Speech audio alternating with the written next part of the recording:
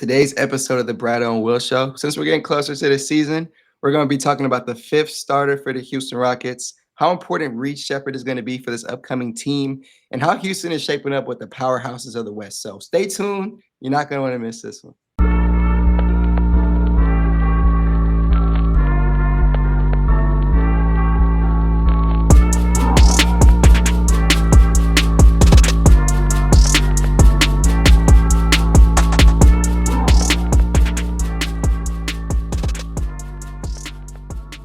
All right, and welcome back to the episode of the Bradeaux and Will Show.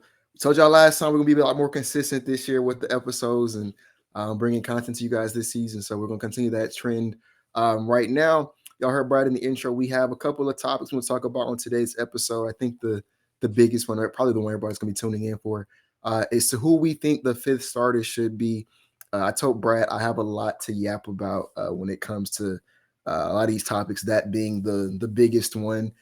Before we kind of get into like the nitty gritty, is there any like overarching things you want to talk about the fifth starter before I kind of start yapping about it? The most important thing to talk about today is everyone in the chat needs to spam happy birthday to my boy Will. It's his birthday today. I got to give him quick props.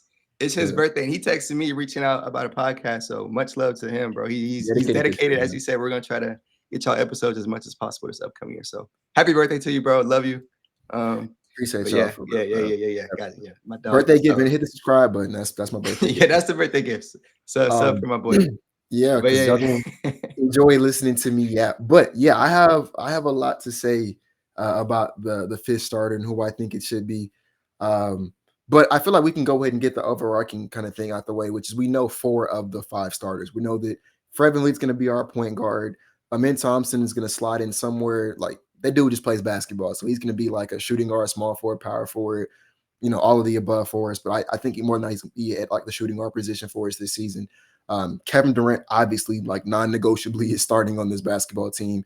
And then Alperen Sengun, the all-star, he's also starting at center for this team. So like we know those 4 guys, where they start, what position they start at might be in question, but those are the 4 guys who non-negotiably will be starting on this basketball team heading into next season. The only kind of question mark is who will the 5th guy be? Is it, some of the other guys we're going to bring up?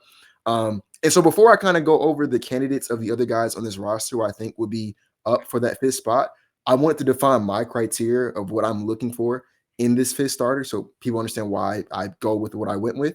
Number 1, I feel like the guy who starts next to Fred VanVleet, Amin Thompson, Kevin Durant, and Alperen Sengun should be able to space the floor.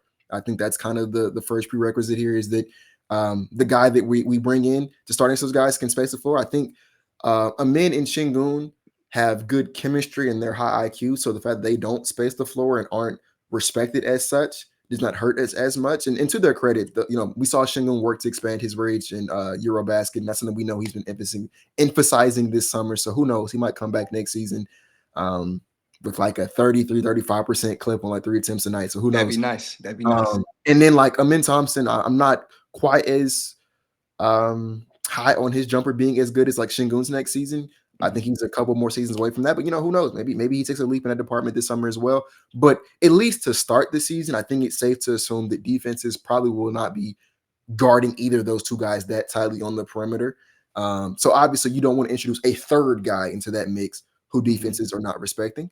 And then the last criteria for me, I have 2, is I think that the guy who we bring in should also be able to insulate Kevin Durant defensively. That's something me and Brad talked about a lot on the podcast this summer. Is the 5th starter should be someone who decreases Kevin Durant's workload defensively to like almost like a roamer kind of thing. Like I don't want KD to have to really worry about locking up the opposing team's best or second best player.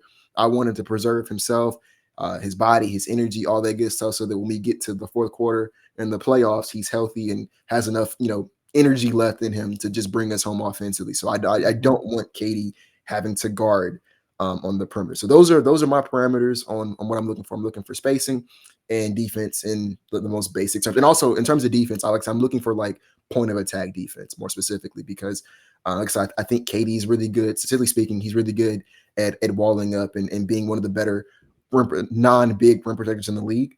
And that's the role I think he's going to kind of slide in for the Rockets this season. So I think we want someone else to be more of the point of attack defense for us. So layman's terms, I want someone who can be space the floor and someone who can play defense, right? So that brings up the guys who I think are in this conversation for the fifth starter. Obviously, Jabari Smith Jr., Tari, Steven Adams, and Dorian Finney-Smith. I believe those are the four guys because, Reed Sheppard probably won't be starting anytime soon. We're going to talk about him later on, but he won't be starting anytime soon. So of those four guys, Steven Adams, Jabari Smith, Tari, and Dorian Finney-Smith, I think the easiest one to kind of go ahead and talk about is Steven Adams because he doesn't do any of the above. He doesn't space the floor, and he's not a point of attack defender. I will give Steven Adams this much credit. I would not be mad at all if Steven Adams is a situational starter. Like, I don't think that's a bad idea. I think the dude is like arguably one of the greatest, if not the greatest rebounder of all time. Like, he just has offensively for sure. He might be. Yeah. He has a out of this world like knack for getting rebounds. And for an offense at times that struggled to put the ball in the half court set, put the ball in the hoop in the half court set, how we were getting by was, all right, we're going to miss, but Steven Adams and Alperen Sengun and Jabari Smith, these guys are just going to grab the offensive rebound and we'll try again. And it's easier to score when you're getting two cracks at it as opposed to going one and done. So I don't think it's a bad idea at all to explore the idea of situationally starting Steven Adams. I don't think starting him full-time is a good idea because he's somebody that you also, someone like Kevin Durant, maybe Fred VanVleet as well, you want to load manage throughout the season. You want to preserve him for the playoffs. And I think, starting double big for a full season might be problematic. I think it works as a situational kind of go-to kind of thing as opposed to a default. This is how we start the game.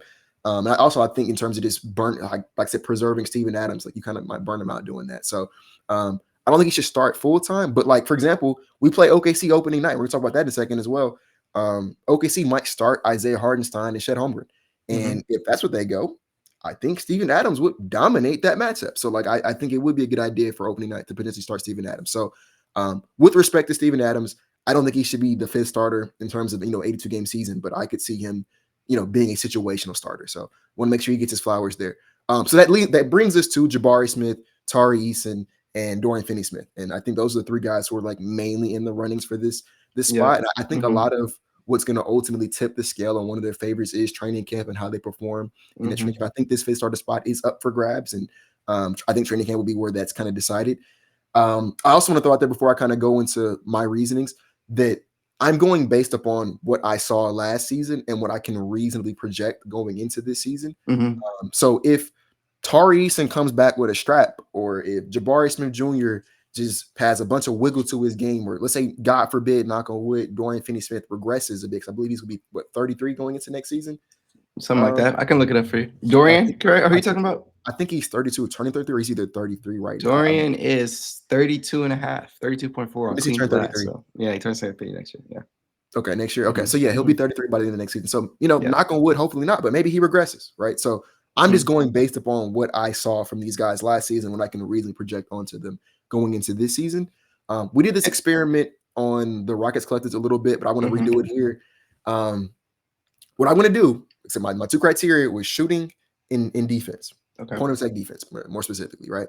I'm going to, those three guys, we're going to rank them on shooting in defense, right? And the guy who will add up points at the end, right? So the guy who gets first, he gets 3 points. Guy who gets second gets 2 points. Guy who gets third gets 1 point. Guy with the most points in the end is who I think should be the starter. That's how I'm going to do this, right? That's solid. Do you want me to go Stevo first? And then in the comments, y'all can play along too if you want, right? Let us know. You're going to call me an idiot, I guess, right? Yeah, but in terms of shooting, and I should have pulled it up. Do you have Dorian Finney-Smith's 3-point percentage pulled up already, Brad? Last year as a starter, he shot 40.1%. I was going to, since we're going off of starters, 5.1 attempts a night. Yep. That's with the Nets and the Lakers combined. Yep. So pretty insane clip, right? I think it's pretty safe to assume in terms of shooting ability, he's the best shooter of that group. I think you would agree with that as well, Brad? Of the group, yeah, I would for sure. Yes. Yeah. Okay. Dorian Finney-Smith as catch and shoot, just in general, last season, he was the best shooter of that group. Yeah. Gotcha. I think statistically speaking, because did Katie shoot 40% last year? Yes, he did. He did? Yes, he did. Okay. Yeah, go ahead and look that up. You're gonna be surprised at that number. Speaking, yeah, go ahead and check him out, bro. Had a he was knocked down last season. Lord have mercy, he shot 43%. Yeah, he did. Lord have mercy. This is a real He was reaction damn near chat. career best. He was going crazy. My God, on Yeah, 6 attempts a night. My yeah, goodness, this dude's insane. bro's crazy. Okay, so he's the second best shooter on the team then, because Lord have mercy. Yeah, bro. But yeah, he's the second best shooter on the team probably. But he's number 1 for me. I think number 2 is Jabari Smith Jr. and number 3 is Tari Eason. Yeah. I think the gap between Jabari and Tari is made up in volume because they actually shoot a similar clip, but Bari's is on a lot higher volume than Tari's. So that's my 3: DFS, Bari, Tari in terms of shooting. I'll let you go. Yeah, I would agree with that. Shooting wise, it's a no brainer. Again, Dorian Finney-Smith on 5 shots a night, shooting over 40%. And as Will mentioned, his starter criteria, you want to see, you have your 3 stars, right? You got a Min, you got Katie, you got Şengün. You surround that with shooting and playing really good defense. Fred's going to do that. Hopefully the 3-point shot is a lot better with shot selection. But that last guy needs to be knocked down. Jabari looked good in the playoffs for sure over a season sample. We've seen 36%. I think he can definitely increase that. But yeah, Dorian has been knocked down like 40-ish% and very good defense as well. I'm sure Will tie that into his point system. But yeah, shooting wise, it's no brainer. You got to go DFS on the 5 attempts a night. Jabari's around the same volume, around 36% as a starter last year. It was 34%. Again, I don't think that holds, but pretty low last year. And then Tari Eason as a starter, I don't have it in front of me. We did talk like about 32. 32-ish point. Yeah. Like I think it was like 32.2. Yeah, around there. Yeah. So again, not the best, but the Rockets was hooping when Tari was starting, but we'll get to that later. But yeah. And before you go again, I want to say this quickly on Stevo. He's not in this shooting conversation, but I think Will was right. For this conversation, we'll stick with the other 3. With Stevo, it's a solid situational starter. And I wanted to say, in those double big lineups, the Rockets were outscoring, teams per 100 possessions by 32.1 points a night, which is absurd, right? On cleaning the glass, it's an expected win percentage with that differential, that point differential. It says the Rockets will be winning 81 games. That's how crazy that net rating is. So yeah, elite offensively, elite defensively, got 51% of boards in those lineups. So yeah, I would love a situational start with Stevo, as Will mentioned, against like OKC. But yeah, back to Will's point system. Yeah, I got Dorian, Jabari, and Tari. Same as me. Okay. So moving on to defense, like I said, point of attack defense. We'll say defensive versatility in general, right? Yeah. If I had to rank these same guys on that scale, I had a conversation today. I would have, if you would have asked me this question yesterday, I would have said Tari number 1 and Dorian number 2. I can be convinced that Dorian's number 1 though. I think Tari is the better point of attack defender, and I think he's better at creating events on the defensive end. That's how you get those games. Like, I ain't gonna lie, bro. This might be like a top 5 favorite Rockets game for me ever, and we lost it. Was that game where Tari willed us all the way back against the Warriors? Because that was just inhuman. Like, I ain't gonna lie, we're gonna have to watch that game and play it back one day because that was just an inhuman. Yeah, that was an upsetting performance. Game. I've never seen a player will a team back into a game off of transition offense because they were stealing the ball every possession. Like, I've never seen anything like that before. So, like, I want to say Tari's number 1, but at the same time, I do think Tari's style of play is a bit more reckless. That's how you get those games like the Warriors. But there's also times where you say, okay, he gambled a little bit too much, so he put himself out of position to contest. And he also, speaking back to the Warriors game, remember, that's the game where he collapsed on the ground because he literally he couldn't get up. Like, he had given the game all he had, which is a good thing, obviously. But he gave it his all. I think Tari's level of defense might be better in spurts because then you would get him at 100% in like 5 to 7 minute stretches, as opposed to asking him to like play 35 minutes a night. He may not have the energy to keep up that level of defensive intensity for a full game, right? Maybe he does, but just knowing how this guy is, like, if there's the definition of leaving it on the court is Tari Eason. He might play himself into exhaustion too fast if we ask him to start for a full season. Whereas Dorian's a bit more in control, a bit more disciplined. We've seen him start and play defense on championship contending teams in the playoffs for prolonged periods of time. And then you talk about a guy we talk about Kevin Durant being one of the better non-big rim protectors in the league. The other guy on that list is Dorian Finney-Smith. And funny enough, I think Ben Thompson's also on that list as well. But so Dorian's really versatile when it comes to his defense. But so I think bottom line is it's some combination of Tari and DFS for me at 1. I'm going to go ahead and keep Tari at number 1, but Like I said, I could be talking to defense being number 2, but number 3 for me is Jabari Smith Jr. I think, and this is going to lead into my last point, but I'll circle back to it. I think a lot of how Jabari plays defense is similar to how I kind of want KD to play defense. Because we're talking about point of attack defense. I don't think that's one of his strong suits. I think one of his strong suits is rim protection, weak side help, cleaning things up on that end. And so in terms of, like I said, that point of attack defender to kind of insulate KD, I think Tari and DFS are more equipped for that. So like I said, I'll go Tari, DFS, and Jabari for defense. I'll say this off of that going off of those points for sure. DFS last year, in general, very good defender, one of the best defenders at the paint last year, non-big wise. I don't have that metric in front of me, but NBA University posted he was top 5. Yeah, it was him. And he was really good at the rim, defending players. So huge shout out to him. Excited for that next season. We all know how much of a menace Tari is defensively. Can guard, I won't say 1 through 5, but 1 through 4, he's causing havoc. He can switch on the 5s every once in a while. And then Jabari, I like Jabari in the sense that, the Rockets are going to be playing a lot of zone, and I actually do want to talk about that in this. And that actually helps them in this case. The way the Rockets play defense is not like how other teams play defense. They're not just manning up. They're running a lot of zone, and Bari is very good at running that zone. So I'll speak to that in this conversation about his versatility. It's a huge reason why Houston was successful last season when Jabari was a starter. Their defensive rebounding was much, much better with Jabari Smith Jr. out there. Their rim protection was much, much better when he was out there. And it's not that he's an elite, rim protector or he's an elite rebounder, but his size down low and his length, wingspan wise, really helps them in his communication. As shout out to Ali Khan, he brought this up on Rockets Collective. Those things all, play a huge factor into why he was very important to that team and why they took a drop in blocks and in rebounds when he was hurt in early January. So that speaks to his versatility in itself, just the way the Rockets play defense.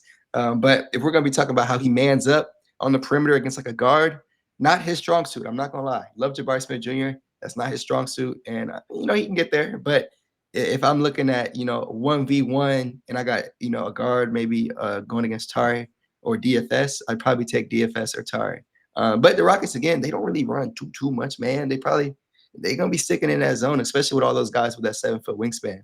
So it's kind of tough. Like, this is a good question, Will, when it comes to the versatility of the guys, but just the way the Rockets play defense, I do kind of like Jabari's versatility. He's going to be down low. And I think him and KD can both kind of just be chilling at the bottom of that zone. Ali Khan mentioned it. KD might be running at the top of that zone sometimes. But I don't want him top of the zone, man. You like him like bottom left, bottom right? Yeah, I guess I don't want him to. We talk about this a lot because I've ran. We run zone in real life sometimes when we hoop. Shout out to Ken and JP. Some State of Mind podcast. Shout out to those boys. But I hoop with them sometimes, and whenever I hoop with them, we run 2-3 zone. And one of the things I hate about it is the only people who are guarding is the 2 people at the top of the key. I hate playing 2-3. But yeah, no, I think he moved. I think that would be asking KD to move a little bit too much. I don't want him to move that much. So and not to just move, but bang, you're taking on the drives. And so I kind of want KD's workload to be as small as possible defensively. So no, I don't. I personally would not want him top of the key in the zone. I hear that for sure. I'll say this. Go ahead. Go. I got it. Okay, so I did find the graphic. It's best non-big rim protectors. Thank you. In the league, it's rim, I guess, difference percentage plus rim defensive field goals attempted, something like that. Something crazy, but it makes sense. Yeah, but Jalen Williams is number 1. Min Thompson is number 3 on this list. Number 5, 6. KD's on there, right? KD and DFS are on there. 4, 5, 6, 7. Number 7 is Kevin Durant, and number 8 is Dorian Finney-Smith. So we have 3 Rockets on this list. But yeah. So my point was to illustrate this is talking about versatility. DFS, I think, is someone who can guard well on the perimeter point of attack, but he's also somebody we talked about when we signed him. He played center for the Lakers last season. Essentially, like closing lineups had DFS at the center, and statistically speaking, he was killing it at that position. So yeah, for me, like I said, I think. Number 1, some toss-up of Tari and DFS. Like I said, I make this argument. I'm actually debating, do I want to put DFS in number 1 because he's just that crazy of a defender. But Alex, I'm gonna stick with Tari, DFS, and Bar. Did you give your I ranking? didn't give my list Okay. because I was trying to decide what I wanted to do with my list. But I wanted to look up Dorian Finney-Smith and his center minutes Man, getting last out of year. this one. In his center minutes last year, wow, yeah. The Lakers had a 22-point differential per 100 possessions when he was running center. That's amazing. Very good, obviously. And they were an elite defense in that stretch. As were the Nets. The Nets were an elite defense when he was running center. Yeah. So, yeah, DFS is very versatile. I'll give him that. He's been anchoring defenses by himself. Yeah, bro, he was playing 2 through 5 last year. Yeah. For the I was saying, it's the same thing he did in Dallas too. Dorian, we talked about on the pod. This is the first time in Dorian's life where he's not coming to a team and is being asked to be the team's entire defense. Yeah. Because he's been doing it for the last 3-4 years. It's just he's the defense. Yeah. No, the Lakers. Yeah, I lied. I'm putting Dorian at number 1. You might have to, bro. The way I'm swapping it. I'm putting Dorian at number 1. I'm sorry, Tari. Yeah. Dorian is just crazy as a defender, dude. Or he has, like I said, part of me is kind of preparing for some of a decline because he's getting up there in age, but historically speaking, he's been a crazy defender. So I'm gonna put Dorian at number 1. Yeah, bro. I was gonna say, looking at those, like every position the Lakers put him at, they were elite defense, and when he was playing 2, 3, 4, or 5. So I gotta give it to him for that, bro. That's amazing. I wanted to look at the same thing for Jabari, but for the sake of this, again, I really think Jabari is extremely helpful for the way the Rockets play defense, but versatility-wise, he's going against 2 dogs in this conversation. So I'm not just putting him last. Like he's third, but like I said, it's putting him last. But it's no like knock on him. It's I think. it's no slight at all. Like again, there's defenders. I think he brings more of a positive, maybe like in the rebounding department. But like defensive versatility-wise, I definitely would say, yeah. I'll go DFS, Tari, and then Bari. But they could all be really versatile at that spot. I mean, and so I hope you guys comments or at home played along, did your own variation of the list, and let us know in the comments because we're curious too. Exactly. But like I said, I was gonna do like point system. So DFS finished first in both of my lists, so he gets. Are you doing like a 3-2-1 or like 3-2-1? Yep. I gave Bari's shooting, so he got 2 from shooting and 1 from defense. That's 3, and then Tari got 1 from shooting and 2 from defense, so we also got 3. So. I mean, that right there is my argument for who I think the fifth starter should be. I made it the long roundabout way. If I was the one making the decision, if it's up to me, based upon the criteria that I laid out for what I'd want out of that 5th guy, I think it describes Dorian Finney-Smith of the guys on the roster. I think he's the guy who fits that description the best. I think he already has some. I think him and Katie weren't teammates in Brooklyn. I don't know why that they were. They were not teammates in Brooklyn, but. I don't know. He just seemed like the type of glue guy that would just fit in on this team. Like I say, in terms of shooting, defense, I think he makes the most sense to be that 5th starter. I'll land my plane by saying, if I was a betting method on Twitter, I actually do think Jabari gets the start, though. I agree. I think they're going to go start the season with Jabari at the very least. Because, like I said, it wouldn't surprise me if game 1 Steven Adams starts. But I think regular rotation starter for like from the start of the season will be Jabari. That's my guess, not source, just me speculating. But it's one of those things where I don't think because you start day 1 means that you will be starting by game 82. Like I could see a world where DFS comes in and takes the spot. I could see Tari taking a spot. I'm gonna pass it off to Brad because I've been talking a lot, but I want to make another point. So I'm gonna let you go.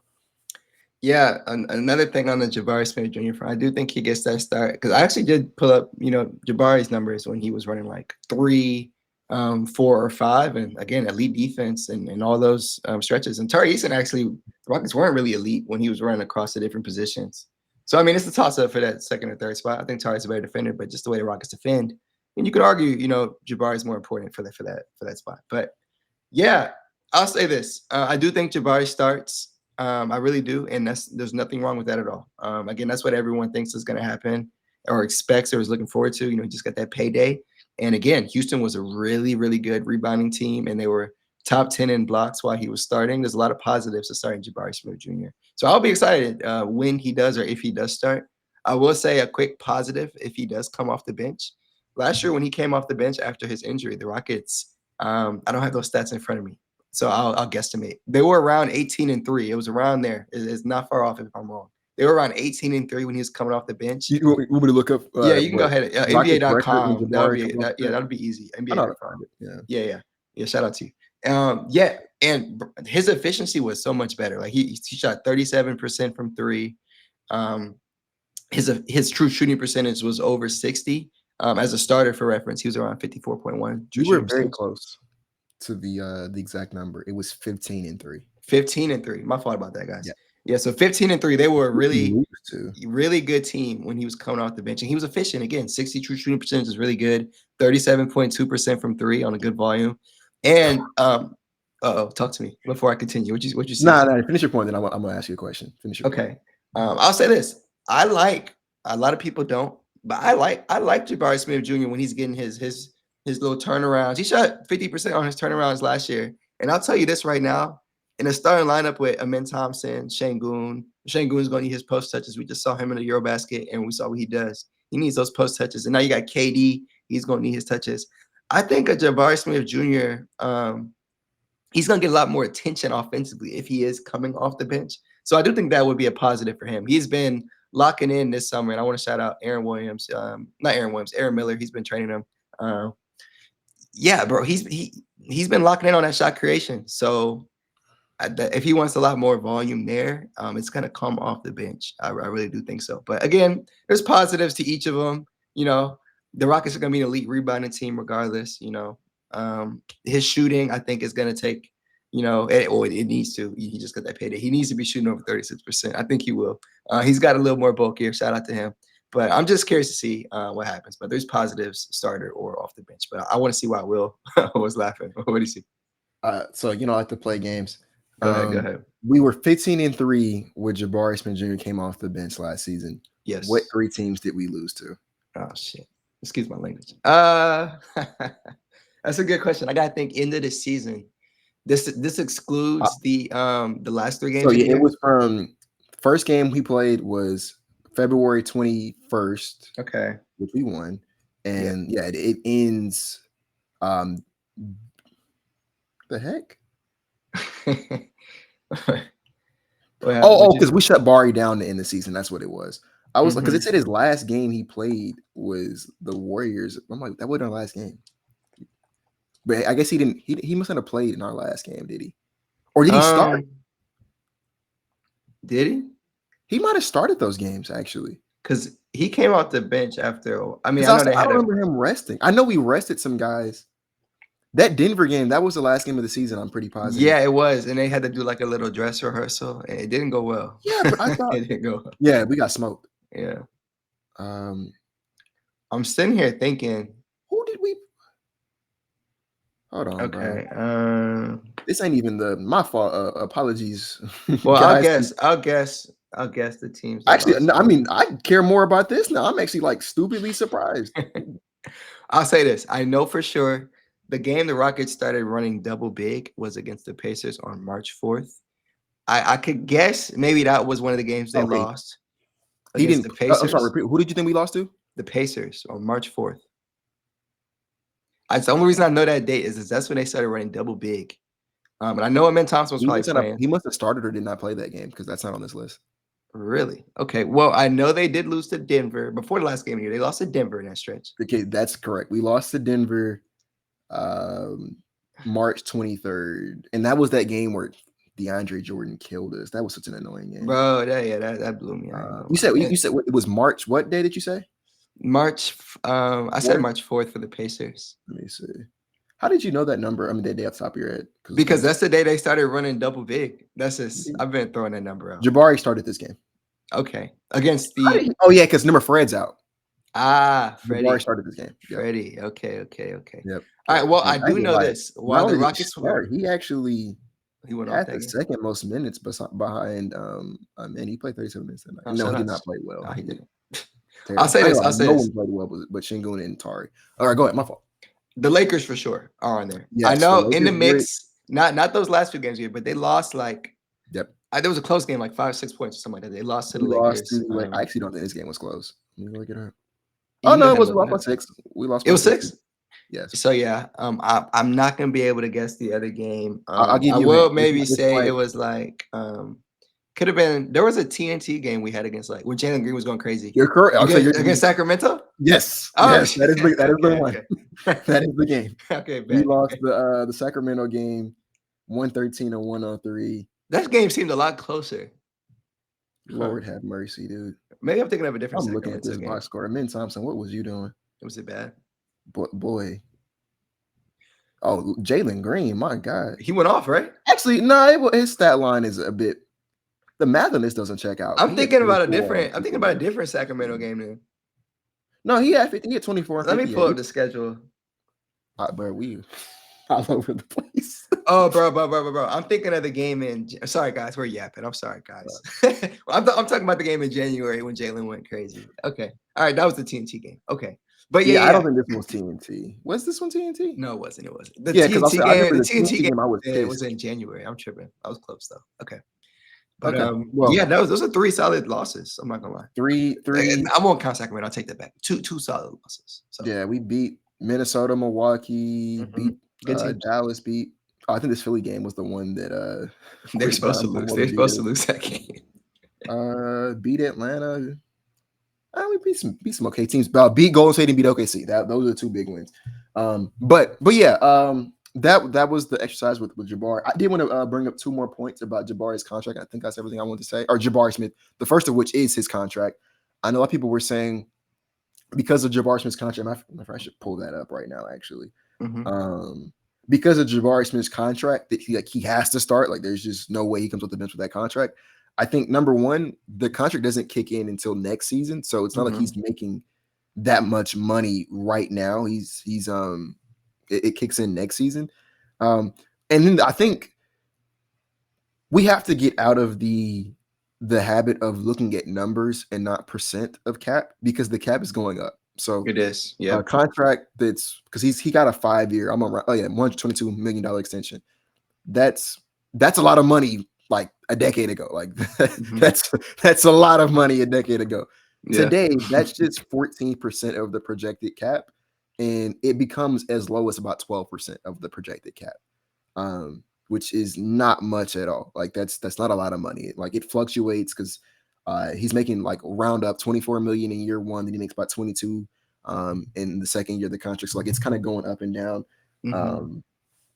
Not a lot of money, especially with the caps going up. That's not that much money. So it's not like he's not making money that's like, oh, you have to start him or you're getting no value out of it. Like, for example, and I hate to beat a dead horse, but like Jalen Green, he was making about 35 million, I believe, going into 35 million going into next season. That's starter money. I ain't gonna lie. If you're making the 30s, that's starter money. There's no bench player making a 30. Well, is there?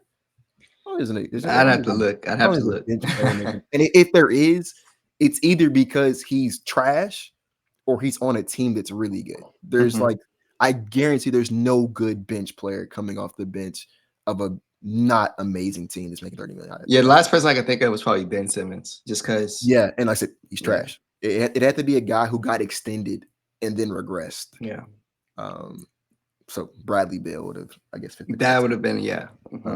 But yeah, like it's not that much. This is 6-man money. I'm gonna keep it. This is good 6-man money or like good low end starter money, right? So this isn't money that's like if he's not your starter, if he's not a focal point of your team, then like why did you pay him? It's not that much money. And then the last thing I want to bring up is I guess me and Brad was on the same wavelength with this. Yeah. I went and pulled up Jabari Smith Jr.'s numbers off the bench because I remember when we did this on the Rockets Collective podcast, I was actually surprised with how good his numbers were off the bench. In those 18 games he came off the bench, he played 28 minutes a night, so he was still playing a decent amount. I think 28 minutes per game, especially considering that's really good off the bench. Really good.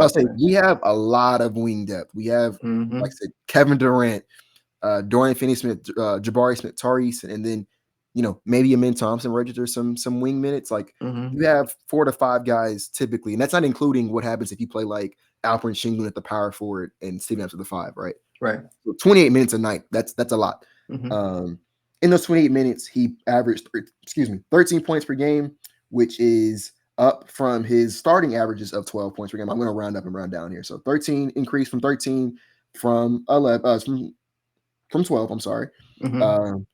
He averaged 8 rebounds per game, which is up from his 7 rebounds per game. He averaged 1 assist or 1.3 assists per game, which is up from his 0.9 assists per game.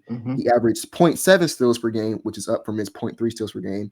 His block actually goes down. It was 0.4 as a off the bench. It was 0.9 as a starter. So it actually goes down. But the interesting part is his efficiency actually goes up. He shot 49% off the bench.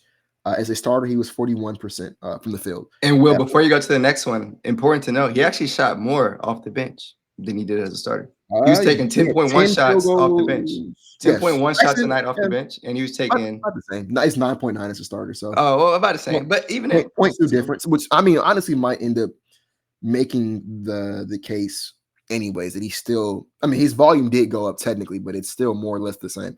Yeah. But the efficiency went up though. Yeah, much better. Right? Yeah, 49% from the field as opposed to 41% from the field. Big difference. His 3-point shot in 5 attempts off the bench was 37%, which is about league average. So, you obviously want to see him. You want to see Jabari be better than league average, but we'll take league average, right? 5 attempts off the bench, and his 5 attempts as a starter, it was 35%. So he's about 2 percentage points better. I'll say this: Will's being nice. It was like 34.6, but yeah, I'm rounding up. Rounding up. It's nice. That's a good round.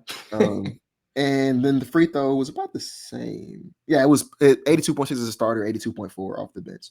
And then if you guys like true shooting like I do, it's a 61 true shooting off the bench and a 54 true shooting as a starter. So he technically plays better off the bench, right? And I think Brad was spot on with the point of I think he'll have a lot more opportunity to be a more involved offensively off the bench because the starting 5, Kevin Durant, obviously, Şengün, obviously, Amin Thompson, obviously, those guys are going to be, in my eyes, in some variation, top 3 FGA leader. Actually, you know what? Well, KD's going to lead the team in field goals. Yeah. You better. Yeah. I was better be leading the team. For a second there, I thought Şengün might get him, but no, he's not. Şengün's not going to get him. It's going to be KD. But yeah, those 3 guys are going to be leading in field goals. And so if Jabari's starting, he's having to play off of those guys. Yeah. If he's coming off the bench, those lineups are kind of Jabari score. Like this is now your unit. Like we kind of need you to lead this team offensively. And then last point I'll make is, like I said, I think there's a lot of similarities between Kevin Durant and Jabari Smith Jr. both in how they operate offensively and how they operate defensively. Like I said, Jabari is someone who likes to operate at the post a lot. And Brad, I feel like I don't really like post offense that much. I'm very much like from the Morey era of threes and layups. That's kind of how I. If you play 2K with me, that's how I play 2K. Nothing but threes, nothing but layups. But if we're gonna have post ups, you probably don't want to spam them every single, unless it's Kevin Durant, of course, like he's just out of this world at him. But like you don't want your offense to become spam post up. So if you're trying to spread out the amount of post up touches you get per game, right? Jabari gets more of them coming off the bench. And then, like I said, defensively, like I said, I think they're both guys who are really good at weak side rim protection, roaming, kind of just playing in the gaps. And once again, you kind of can't do that if KD's already doing that. You would kind of need someone else to do a little bit more different. So I think because of how similar they are, me personally, like I said, I think it makes a lot of sense for Jabari to come off the bench. And like I said, I would start DFS. But like I said, gut call tells me I think Jabari is going to start. And obviously, like if we leave training camp and Ime's like, no, that's the guy. They saw something that we don't see at home. So like I'm like that obviously means it. Like Ime's gonna make the right decision. What I'm trying to say. So I'm gonna rock out with it no matter what. Actually, you know what? Before we move, I actually do. You good? I got one more point too, but go ahead. I'll let you go. Yeah, I was gonna say on that front, like the Rockets, I mentioned it with Jabari. The reason they were hurt when he went out of the starting lineup defensively was because Dylan Brooks had to scale up and play against a lot of those bigger guys. He was doing it anyway, but it was hurting them in the rebounding department. The Jabari Smith being 6'11", and then you bring in Amin Thompson, who's great, but Amin is then kind of forced to play out of position and not really play point of attack. When you bring in Dorian Finney-Smith, though, I'll keep it a stack. I would not start Tari in this upcoming year. I would start Steven Adams situationally. I think Tari's going to be a really good 6-man. I'd leave him there. Dorian Finney-Smith is the only person I'd probably consider as like a starter over Jabari. Against Steven Adams, situationally, probably in the playoffs. Definitely, yeah, I can see that. But yeah, Dorian Finney-Smith, again, a lot more height and length than Dylan Brooks. And again, as the stat we brought up, he was really good against bigs as well. Not really good against bigs, but he was really good at protecting the paint. And look at me, I'm blanking. When he was going against players that weren't non-big. So yeah, he's really good at that, and I could really see a case for him starting just because of that. He's not gonna have the Rockets, lacking in the rebounding department like they would last season when you have Dylan Brooks in his place. So yeah, we'll see what happens again. As Will mentioned, I think Jabari starts, and if he does, again, they're going to be excellent. Rebounding wise, they're going to be excellent, as rim protection. I don't think he'll have as much opportunity as a guy who loves Jabari Smith Jr. I think he'll have more opportunity to show off his, creativity if he's coming off the bench. But I think he can be a really good fifth starter, as he's been for the past 2 years. So yeah, get that 3-point percentage up though. But yeah, that's all I had to say on that front. I'm confused because I pulled up every Rocket last season's record as a starter, and it's saying that we were 36-21 as Jalen as a starter. When who was a starter? Jalen. Oh no, he played 82. But he played 82 games. Yeah, that's what I'm talking about. Yeah. So that means they were 52 or 30 or 50 and 32 or something like that. Yeah. Oh yeah, I mean, we know what they were because he started every game. Yeah. But yeah, no, this is weird. I don't know why it's saying what is this then? Well, okay, whatever. We've got a lot. I was gonna say we're 12-4 with Tari Eason as a starter, and just to say his stats real quick, he averaged 15, and I believe these are up from everything for him as well. Yeah, he averaged 15 points per game as a starter, 7 rebounds as a starter, 2 assists, 2 steals, a block, on 52. So it was 32.2 3-point percentage. It was 4 attempts a night, 81 splits, which is a 60 true shooting, which is also really good. So I actually I think DFS should start. I would not be mad at all if Tari started, though, to be fair. I know you said you were kind of out of it. I would not be mad at that at all, personally. But that's all I have to say. Yeah, I would just want the spacing. But again, productivity is going to be there regardless. So yeah. I mean, like I said, I prefer if it was DFS. But yeah, that's all I have to say about that. You ready to move on to the Reed topic real quick? Yeah, let's get the Reed Sheppard conversation out the way. Obviously, Reed didn't have the best rookie season, right? 3rd overall pick. You have expectations. And again, he didn't pop. You had a lot of Aaron Holiday last year. And Ime Udoka is not just going to play you just because you're a 3rd overall pick, but because you're a high pick. We saw that with Cam Whitmore as well. You got to produce. So, obviously we all know the story with Reed, Stone is we have a lot of confidence in this guy. We're not keeping a bunch of points for a reason. He's going to have to be the guy, off the bench. So how important is he next year to our question? He is extremely important in my opinion. And I would almost call him an X factor. If he hits, if he's doing what we think he can do, if you go back to that last Summer League game or his first one when he just had that hot streak and he's just nailing threes. And I know it's Summer League, bad comparison. I'll throw it back to his games against OKC when he played really good as a starter. He played really good against the Lakers. Played really good against the Clippers as a starter. I'll use those examples and not Summer League, so y'all don't get on me. If he's playing like that this upcoming year for the Rockets, boom, that's a game changer. I already think this team can win 60 games. But if Reed Sheppard is playing like we think he can play, then yeah, we're going to talk about this team being in title contention for real. And I really think they are in title contention. But again, you're going to be playing against some good teams. Well, me and Will are going to get into it. You got OKC, Denver, Mavericks if they're healthy. You're going to need to be at the top of your game. And I think if Reed Sheppard is facilitating the way I think he can, he's scrappy enough on defense, and he's knocking down threes the way we need him to, boom, that's a game changer. And the last thing I'll say before I pass it off to you, Will, I do like how Reed, when he had his in-person interview with ESPN, he said to start his offseason, he wasn't even touching the basketball. He was just defensive drills for the first 40 minutes of every workout. So he understands Ime Udoka, his mindset. You got to play defense to stay on the court. And he is an undersized guard. And I did see him get bullied at times defensively, but he was really good in college. He has really good hands when it comes to getting a lot of steals, getting timely blocks. Those are the things that's going to keep him on the floor. Funny enough, kind of the things that keeps Fred VanVleet on the floor, being 5'11". He's very good with his hands, getting a lot of steals, and those blocks I'll call him a steal. So that's what I want to see from Reed Sheppard. And I do think he's extremely important to this team. Even if he doesn't hit and you have to play Aaron Holiday, I still think it's a great team. But Reed Sheppard can kind of bring them over the top, in my personal opinion, if he plays the way he's supposed to. But that's what I would have to say on that front. I'm curious to see what you say. Well, probably the same. Yeah. One. Let's see. Statman? Do you know the Reed Sheppard stats as a starter this season? He started It 3 was like games. 19.7 in his 4 games. I can double check. That is exactly what it is. It was 19.7. Yes. Thank you. Nice. 19.7 points per game, 3.3 rebounds, 4.7 assists, about 3 stocks. Lord have mercy. Yeah. Yeah. And he shot 49, 52 on 8 attempts. 52 what? 3? From 3. Yeah, I mean, it's bro. three-game sample, but Yeah. Lord Yeah. have mercy, 52. Yeah. And it was And against Lakers, Clippers, and Thunder, right? Those 3 games. yes, yeah, Mm-hmm. and did not miss a free throw. Shot Yeah. 100%, 64 true shooting. That's what we need to see from him. Insane. Not that. I'm sorry. That's kind of a high bar, but like at least like 39%, like 40%. Yeah. But yeah, I was gonna say I think that next to Min and Shingun, I actually think that Reed Sheppard is probably the Rocket. I think his development is the most important, just in terms of if they hit their optimal ceiling, what that means for this team.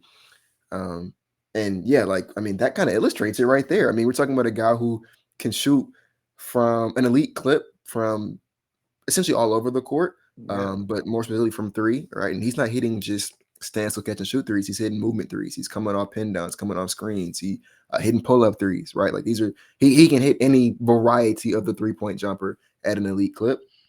He can handle the ball at a borderline, let's say above average to borderline elite level. Can run the pick and roll at an above average to borderline elite level. So meaning he's able to score out the pick and roll. He's able to make those different reads, the dump off passes, the lobs, the skip passes. He's able to do all those things out the pick and roll. And then he's someone who competes on the defensive end. I'm not gonna say he's a great defender on that end because he is like 6'1", maybe 6'2" in shoes at the best, and he's like a 6'3" wingspan. So he's like physical limitations will probably prevent him from ever being like an elite defender or like a real above average defender. But I think he will be a neutral. He can be a neutral, and I think within the context of team defense, he'll really thrive. Like I said, in that sample, he's averaging 3 stocks a game. So he has quick hands. He has good defensive instincts. He wants to compete on the defensive end, which I think is like 75% of being a good defender anyways, is just being willing to compete on that end. And so like I said on the last episode, you add all that up, there's not that many guys in the league who do that. That's a pretty rare player that I'm describing. And the guys who are that are typically some of the better players in the league, right? We're talking about high-end talents. And so I know a lot of people were kind of disappointed with how he played his rookie season. I was a little disappointed too. Maybe a bit better than what he was, but I do think a lot of the discourse surrounding Reed was a bit disingenuous. I think a lot of people didn't really want him as opposed to, in the past. So we kind of didn't hold him to rookie guard on winning team standards, which is what we should have held him to. But yeah, man, if he hits like that player I just described next to Min and Shingun, I don't know how you beat that trio, dude. If that hits, I don't know what you do. Yeah, long term, that's just a problem. Long term, I don't know what you do, man. Yeah. So obviously that's assuming he hits his realistic ceiling, and that's not predicting any outlier development onto him. But assuming he hits that, it changes a lot for me, man. In the post like Fred VanVleet era, so I think it is really important that we start kind of investing resources into making sure he gets the best possible chance at hitting that outcome. And I'll say this: I think that's a testament to not Ime Udoka, but Rafael Stone not making a move and getting an extra guy. He's putting his stock into his 3rd overall pick, and they're trying to make sure, hey, we have a lot of faith in this guy. We want to make sure he has that opportunity. We see what he can do in practice. It has to, carry over to the season. So I'm excited to see, what he does. One thing I do want to see him improve on. Last thing I'll say.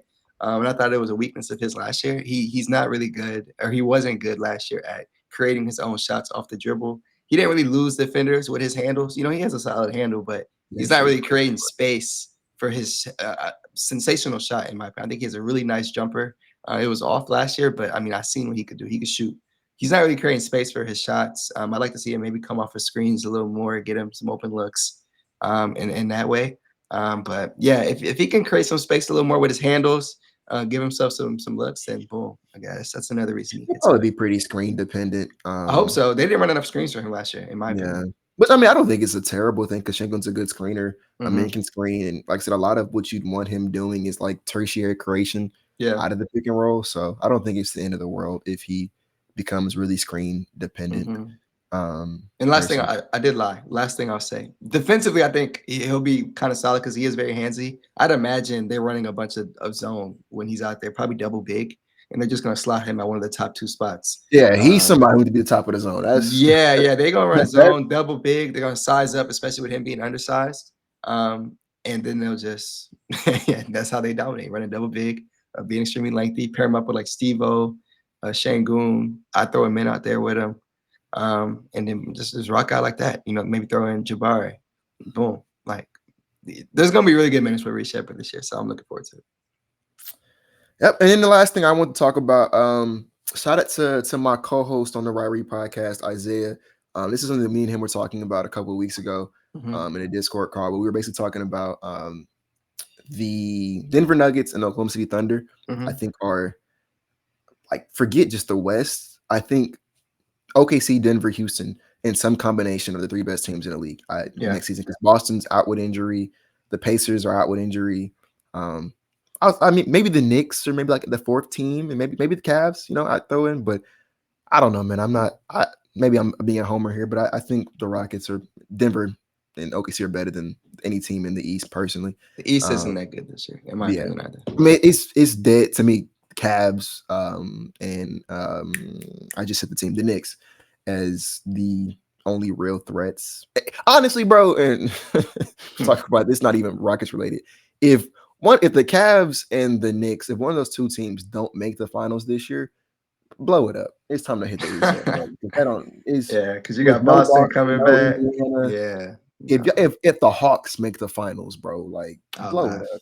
I'll be happy. I'll be a happy. I would too. I actually would love it if the Hawks made the finals, but from like the perspective of the Cavs and the Knicks, like it's no reason why that shouldn't be the ECF, and one of those teams shouldn't be in the finals. Like that, there's no team in the East that should challenge that. But yeah, I think the three best teams in the league are the Nuggets, Thunder, Rockets in some capacity for sure. And Isaiah, we'll have to get him on the show. Maybe he'll actually no. Isaiah, get a camera and you do it yourself.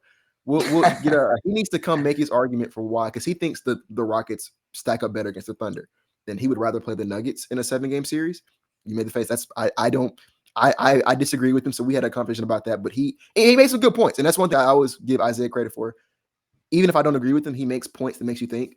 And so I think he should, get a camera going and maybe state his case, maybe host a space, state his case. Yeah. But he made some good points for why he thinks that we match up better against OKC than Denver. I disagree. I think I would rather I'd rather play Denver than OKC. With respect to both teams though, because OKC is the reigning champ, obviously, and they're still young, they're still getting better. They kept all their core pieces around, and they have Nikola Topic, who may or may not play for them this year, but he was what pick was he? Like 11 last year, around something there. 11, something 12. Like that. So maybe he comes back and gives them some meaningful minutes, but they're not going nowhere anytime soon. Is the point. And then Denver was pushed OKC to 7 this year, and that was with Michael Porter Jr. kind of hobbled, and he's kind of a limited player. And then Aaron Gordon was just straight up injured, like he couldn't even run. Honestly, if this was like any other game, he wouldn't have played. It was only because it was an elimination game 7 that I gotta play. Yeah. But yeah, he shouldn't. He was so hurt he couldn't run. And even with that, they took them boys to 7 and competed with them. Yeah. And so, and they got better. That's the point I was gonna make, is they got better because they traded Michael Porter Jr. For Cam Johnson. In my opinion, he's downright the better player, but he's making a lot less money. That opened up the books for them to go out there and sign Tim Hardaway Jr. Brad talked about that. They didn't even know they got THJ. Didn't realize it. They got Bruce Brown. They traded for Jonas Valanciunas from Sacramento. And this is that's scary because this is the first time I think ever that Jokic has had a backup big that's like on his you're not. It's not DeAndre Jordan. It's not Jeff Green. It's an actual backup 5. You know what I'm saying? So the Nuggets were already really good last year, and they got better at everything this season or this offseason. So those are the two best teams in the league outside of Houston, in my opinion. That's also why I talked about in the last podcast, why I think it's really important that that the Rockets shoot for that number 1 seed because I don't want to play both of them. Give me one of them, or preferably neither of them make it to the conference finals, but I don't want to play both of them if I don't have to. But to answer the question quickly, I would rather play Denver.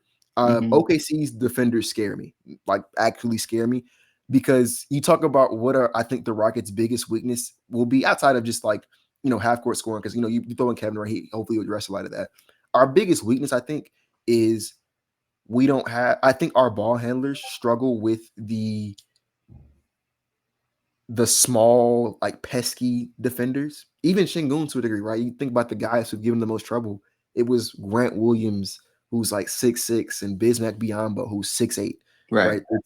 He has no problem dogging Wemby and Rudy Gobert, but it's the small, like, strong guys that for some reason bother him. OKC got a lot of those guys. They do. Same thing with KD, right? KD has no problem frying anybody actually. Anybody. But you know the one guy who kind of gave him a little bit of trouble? Talk to me. 6'3" Marcus Smart. For some reason, 6'3" Marcus Smart was, and 6'5" PJ Tucker, and he fried PJ Tucker, but even still, like, KD would say, those were tough buckets. Like, those guys made him work for all of his points that those series. And so, like, once again, OKC has a bunch of those guys. Amin Thompson, his handle is very loose. I think what's stopping him from running point guard is if you put a really good defender on him and harass him, he's going to lose the ball. Maybe he worked on that a little bit this summer, so maybe we'll come back to it this season improved. But as of last season, that was his weakness. Once again, OKC got a bunch of those guys. Lou Dort, Caruso, Cason Wallace. SGA is a good defender. Jalen Williams is a good defender. Remember, I think Jalen was making all defensive team this year. Probably. It wouldn't surprise me if he did. I think he did. I do think he did. I can clarify. I think he did. But I want to say he made second team. I got you right now. Go ahead. I think he did too. And if he didn't, I'm probably forgetting somebody else in that roster. But they have a bunch of guys who are like 6'4", 6'6", 6'7", who were just really low to the earth, really strong, really good at disrupting and getting in the space of ball handlers and just making it tough on you. And like I said, you have, I think, our three best offensive players in Amin Thompson, Alperen Şengün, and Kevin Durant. That's the archetype that gives them the most problems, and they have a bunch of those guys. And so, yeah, I prefer not to play OKC unless I have to. I think Denver, great team, respect to them, but if your best defender is probably Christian Brown, maybe Aaron Gordon, but Aaron Gordon is somebody who I think KD will have no problem frying. This 6'8" guy, I don't think he's going to have an issue with Aaron Gordon.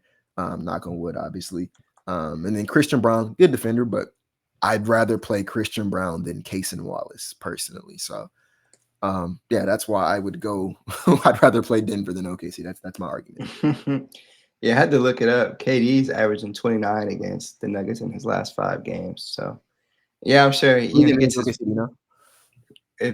let's see. Let's look it up. Let's see. 29 millions. Oh, I guess that's just going off of that playoff series. Doesn't sound right. Okay. No. Just coincidentally, they were just against the Nuggets. Well, okay. One of them was in March, 1 December, 2 December. Yeah. What was the question you asked me? The Thunder. His 5 against the Thunder. I'm looking it up right now. Kevin Durant. He averaged 28. It says regardless, he's going to be getting buckets. 48% from 3, 67 true shooting percentage. Did he play OKC at all last year? Let's see. Or maybe. Because I ain't gonna lie. This says. Oh, you're right. This all says 2024. He didn't play against them. He didn't play last year. No, he didn't play last year. No. That's weird. My fault. I misunderstood your question. Yeah, but I got you though. Yeah. He didn't play them last year. No. I guess all of their games were games where he was hurt. I'll say this. In the comparison, yeah, ideally you'll say, Denver for sure.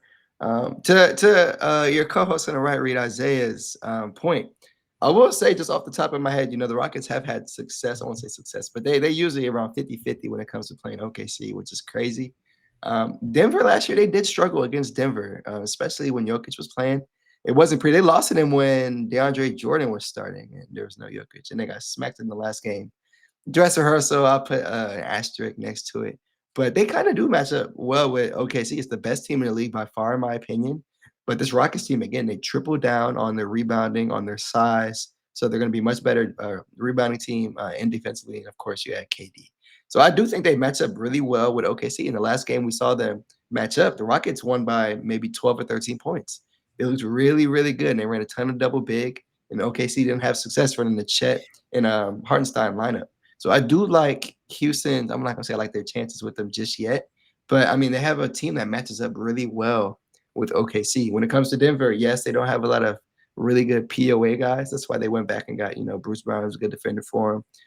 They'll have to be healthy. The Rockets now have Kevin Durant. So it's not the same team as last year, of course. It's a different ball game when you got to, guard KD. It changes up the whole defensive game plan. I do really like how Şengün has been playing against Jokic, though. So I was going to say, if there's one guy who actually has played some solid defense on Jokic, don't cause bias. It's been Şengün. Şengün has played in Eurobasket in the regular season. I don't know what the numbers say. He's had some solid games against him. Yeah. Wasn't there a stat, Brad, that defenders against Jokic? It was NBA. What was that? There was an account, NBA defenders. He had the stat. Was it Şengün either number one? Şengün was like number 2 on there. No. Yeah. I mean, but obviously don't get mad at us because Jokic is unguardable. But if there is somebody, who statistically speaking, like I said, whether it was Eurobasket or NBA, has done a pretty solid job on Jokic, it's low-key been Şengün. Funny enough, it has been Şengün. Yeah, so I don't know, man. I'd rather play. Like I said, I'd rather play neither of them. I think best case scenario is funny enough is what would have happened this year is if we would have beat Golden State, we would have faced Minnesota in round 2. And then because OKC and Denver played round 2 and we would have played the winner, that ideally to me is what would happen is we avoid both of them until the conference finals. Yes, exactly. Yeah, because you don't want to play. I mean, as Will says, of course you don't want to play both of them, but the goal is to play one of them, right? Play one of them, and that's in the Western Conference Finals. Each other out because obviously they come out of that series bruised and battered. I'm not wishing on the injuries, but like they're gonna be gassed. I ain't gonna lie, bro. If the basketball fan in me, I don't want to lose, right? I want the Rockets to go all the way, but I hope that like we do get like a round 2 matchup of Denver OKC. Because that's going to be amazing basketball. Like that chess match, that back and forth, that's going to be arguably the best series in the playoffs next year if we get that. So like they're going like that's going to be a 7-game series, and hopefully that tires the winner out. So when we play them in the conference finals, they're not at 100% energy. Yeah, we'll see. Again, Rockets. Again, that's why I said on the last spot. Hopefully they get that 1 seed. They got to lock in. They have a lot of depth for it now. Hopefully the back-to-backs are more friendly on us. 14 this year. But yeah, hopefully just see one of those teams in the playoffs, and we'll see what happens. But I think they match up well against both of those, so it's a really good question. Just to answer it, I'd rather play Denver, but I think it may be crazy enough equally as tough. I do like the way Houston matches up with OKC. OKC could come back better because they're a young team and just naturally get better. That's the crazy thing about young teams. That's why the Rockets, again, 60 wins. I'll keep pushing that agenda. So we'll see what happens. I'm excited though. Yep. That's all I have for this episode. Did you have anything else you want to throw out there? Again, for my boy's birthday, y'all throw the Bradeaux and Will show us up. Throw them a follow all platforms. Y'all know Bias Houston. Give the Right Read podcast a follow. They've been really consistent. 10 out of 10 editing. Y'all got to check them out over there if you haven't. I just got to give flowers to my co-host. It's his birthday. That's all I got to say to close. That's all I got, bro. You got anything you want to say? No, that is everything. Thank you all for sticking around. We're about an hour in today. Did not realize the fifth starter conversation was gonna. It was 42 minutes when we switched on the timer we have. I was gonna gap that long about that, but good conversation. Hope y'all enjoyed. Yeah. If you made it to the end, we really appreciate you for sticking with us. Like we said, we're gonna be a lot more consistent, trying to get to you like maybe 2 episodes a week this upcoming season. Maybe the next time you hear for us will probably be media day. Then we'll probably lock in maybe 2-ish. Unless something crazy happens before then. But it's another episode of the Bradeaux and Will Show. Thank you guys for watching, and we'll see you guys next time.